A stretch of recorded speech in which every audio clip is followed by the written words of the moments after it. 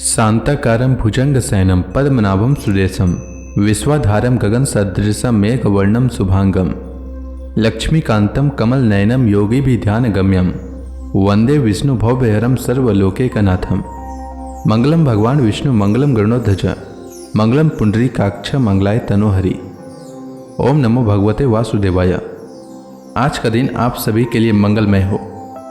आइए सुनते हैं वैशाख मास कथा का 17वां अध्याय। श्री सुखदेव जी कहते हैं, परीक्षित, विद्याधर चित्रकेतु जिस दिशा में भगवान शंकरषण अंतर ध्यान हुए थे उसे नमस्कार करके आकाश मार्ग से स्वच्छंद विचरने लगे। महायोगी चित्रकेतु करोड़ों वर्षों तक सब प्रकार के संकल्पों को पूर्ण करने वाली सुमेरु पर्वत की घाटियों में विहार करते रहे। उनके शरीर का बल और इंद्रियों की शक्ति अक्षुण्ण रही। बड़े बड़े मुनि सिद्ध चारण उनकी स्तुति करते रहते। उनकी प्रेरणा से विद्याधरों की स्त्रियां उनके पास सर्वशक्तिमान भगवान के गुण और लीलाओं का गान करती रहती। एक दिन चित्रकेतु भगवान के दिए हुए तेजों में विमान पर सवार होकर कहीं जा रहे थे। इसी समय उन्होंने देखा कि भगवान शंकर बड़े बड़े मुनियों की सभा में सिद्ध चारणों के बीच बैठे हुए हैं और साथ ही भगवती पार्वती को अपनी गोद में बिठाकर एक हाथ से उन्हें आलिंगन किए हुए हैं। यह देखकर चित्रकेतु विमान पर चढ़े हुए ही उनके पास चले गए और भगवती पार्वती को सुना सुनाकर जोर जोर से हंसने और कहने लगे। चित्रकेतु ने कहा, अहो, ये सारे जगत के धर्म शिक्षक और गुरुदेव हैं। ये समस्त प्राणियों में श्रेष्ठ हैं। इनकी यह दशा है कि भरी सभा में अपनी पत्नी को सही से चिपका कर बैठे हुए हैं। जटाधारी, बहुत बड़े तपस्वी एवं ब्रह्मवादियों के सभापति होकर भी साधारण पुरुषों के समान निर्लज्जता से गोद में स्त्री लेकर बैठे हैं। प्रायः साधारण पुरुष भी एकांत में ही स्त्रियों के साथ उठते बैठते हैं, परंतु ये इतने बड़े व्रतधारी होकर भी उसे भरी सभा में लिए बैठे हैं। श्री सुखदेव जी कहते हैं, परीक्षित, भगवान शंकर की बुद्धि अगाध है। चित्रकेतु का यह कटाक्ष सुनकर वे हंसने लगे, कुछ भी बोले नहीं। उस सभा में बैठे हुए उनके अनुयायी सदस्य भी चुप रहे। चित्रकेतु को भगवान शंकर का प्रभाव नहीं मालूम था, इसी से वे उनके लिए बहुत कुछ बुरा भला बक रहे थे। उन्हें इस बात का घमंड हो गया था कि मैं जितेंद्रिय हूं। पार्वती जी ने उनकी यह धृष्टता देखकर क्रोध से कहा। पार्वती जी बोली, अहो, हम जैसे दुष्ट और निर्लज्जों का दंड के बल पर शासन एवं तिरस्कार करने वाला प्रभु इस संसार में यही है क्या? जान पड़ता है कि ब्रह्मा जी, भृगु, नारद आदि उनके पुत्र, सनकादि परमर्षि, कपिल देव और मनु आदि बड़े से बड़े महापुरुष धर्म का रहस्य नहीं जानते।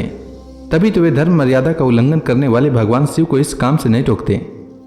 ब्रह्मा आदि समस्त महापुरुष जिनके चरण कमलों का ध्यान करते रहते हैं, उन्हीं मंगलों को मंगल बनाने वाले साक्षात जगत गुरु भगवान का और उनके अनुयायी महात्माओं का इस अधम क्षत्रिय ने तिरस्कार किया है और शासन करने की चेष्टा की है। इसीलिए यह ढीठ सर्वथा दंड का पात्र है। इसे अपने बड़प्पन का घमंड है। यह मूर्ख भगवान श्री हरि के उन चरण कमलों में रहने योग्य नहीं है जिनकी उपासना बड़े बड़े सत्पुरुष किया करते हैं। चित्रकेतु को संबोधन करके माता पार्वती कहती हैं, अतः दुर्मते, तुम पाप में असुर योनि में जाओ। ऐसा होने से तुम फिर कभी किसी महापुरुष का अपराध नहीं कर सकोगे। श्री सुखदेव जी कहते हैं, परीक्षित, जब पार्वती जी ने इस प्रकार चित्रकेतु को शाप दिया तब वे विमान से उतर पड़े और सिर झुकाकर उन्हें प्रसन्न करने लगे। चित्रकेतु ने कहा, माता पार्वती जी, मैं बड़ी प्रसन्नता से अपने दोनों हाथ जोड़कर आपका शाप स्वीकार करता हूँ, क्योंकि देवता लोग मनुष्यों के लिए जो कुछ कह देते हैं वह उनके प्रारब्धानुसार मिलने वाले फल की पूर्व सूचना मात्र होती है। देवी, यह जीव अज्ञान से मोहित हो रहा है और इसी कारण इस संसार चक्र में भटकता रहता है तथा सदा सर्वदा सर्वत्र सुख और दुख भोगता रहता है। माता जी, सुख और दुख को देने वाला न तो अपना आत्मा है और न कोई दूसरा। जो अज्ञानी है वही अपने को अथवा दूसरे को सुख दुख का कर्ता माना करते हैं। यह जगत सत्व रज आदि गुणों का स्वाभाविक प्रवाह है। इसमें क्या शाप, क्या अनुग्रह, क्या स्वर्ग, क्या नरक और क्या सुख, क्या दुख। एकमात्र परिपूर्णतम भगवान ही बिना किसी की सहायता के अपनी आत्मस्वरूपिणी माया के द्वारा साक्षात प्राणियों की तथा उनके बंधन, मोक्ष और सुख दुख की रचना करते हैं। माता जी, भगवान श्री हरि सब में सम और माया आदि मल से रहित हैं। उनका कोई प्रिय अप्रिय, जाति बंधु, अपना पराया नहीं है।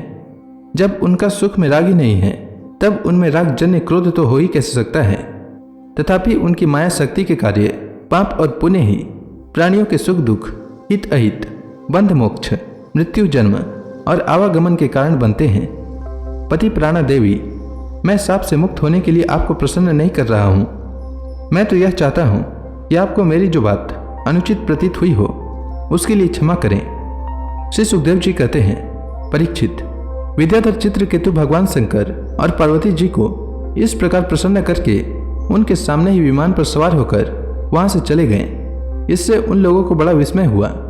तब भगवान शंकर ने देवता, ऋषि, दैत्य, सिद्ध और पार्षदों के सामने ही भगवती पार्वती जी से यह बात कही।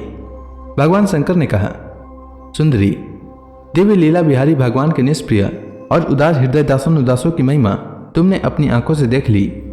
जो लोग भगवान के शरणागत होते हैं वे किसी से भी नहीं डरते, क्योंकि उन्हें स्वर्ग, मोक्ष और नरकों में भी एक ही वस्तु केवल भगवान के ही समान भाव से दर्शन होते हैं। जीवों को भगवान की लीला से ही देह का संयोग होने के कारण सुख दुख, जन्म मरण और शाप अनुग्रह आदि द्वंद्व प्राप्त होते हैं।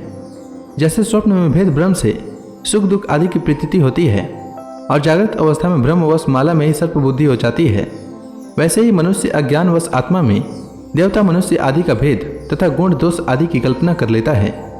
जिनके पास ज्ञान और वैराग्य का बल है और जो भगवान वासुदेव के चरणों में भक्ति भाव रखते हैं, उनके लिए इस जगत में ऐसी कोई भी वस्तु नहीं है जिसे वे है या उपादेय समझकर राग द्वेष करें। मैं, ब्रह्मा जी, सनकादि, नारद, ब्रह्मा जी के पुत्र भृगु आदि मुनि और बड़े बड़े देवता कोई भी भगवान की लीला का रहस्य नहीं जान पाते। ऐसी अवस्था में जो उनके नन्हे से नन्हे अंश हैं और अपने को उनसे अलग ईश्वर मान बैठे हैं, वे उनके स्वरूप को जान ही कैसे सकते हैं। भगवान को न कोई प्रिय है और न अप्रिय, उनका न कोई अपना है और न पराया। वे सभी प्राणियों की आत्मा हैं, इसलिए सभी प्राणियों के प्रियतम हैं। प्रिय, यह परम भाग्यवान चित्रकेतु उन्हीं का प्रिय अनुचर, शांत एवं समदर्शी है और मैं भी भगवान श्रीहरि का ही प्रिय हूँ। इसलिए तुम्हें भगवान के प्यारे भक्त, शांत, समदर्शी महात्मा पुरुषों के संबंध में किसी प्रकार का आश्चर्य नहीं करना चाहिए। श्री सुखदेव जी कहते हैं, परीक्षित, भगवान शंकर का यह भाषण सुनकर भगवती पार्वती की चित्तवृत्ति शांत हो गई और उनका विस्मय जाता रहा। भगवान के परम प्रेमी भक्त चित्रकेतु भी भगवती पार्वती को बदले में शाप दे सकते थे, परंतु उन्होंने उन्हें शाप न देकर उनका शाप सिर चढ़ा लिया। यही साधु पुरुषों का लक्षण है। यही विद्याधर चित्रकेतु दानव योनि का आश्रय लेकर त्वष्टा के दक्षिणाग्नि से पैदा हुए। वहां इनका नाम वृत्रासुर हुआ और वहां भी ये भगवत स्वरूप के ज्ञान एवं भक्ति से परिपूर्ण ही रहे। तुमने मुझसे पूछा था कि वृत्रासुर का दैत्य योनि में जन्म क्यों हुआ और उन्हें भगवान की ऐसी भक्ति कैसे प्राप्त हुई। उसका पूरा विवरण मैंने तुम्हें सुना दिया। महात्मा चित्रकेतु का यह पवित्र इतिहास केवल उनका ही नहीं, समस्त विष्णु भक्तों का महात्म्य है। इसे जो सुनता है वह समस्त बंधनों से मुक्त हो जाता है। जो पुरुष प्रातःकाल उठकर मौन रहकर श्रद्धा के साथ भगवान का स्मरण करते हुए इस इतिहास का पाठ करता है, उसे परम गति की प्राप्ति होती है। तो इसी के साथ यह अध्याय समाप्त हुआ। इसके आगे की कथा मैं कल के अध्याय में सुनाऊंगा। तब तक के लिए भगवान हरि का नाम लेते रहें। तो प्रेम से बोलिए भगवान विष्णु की जय, श्री कृष्ण भगवान की जय, समस्त देवी देवताओं की जय।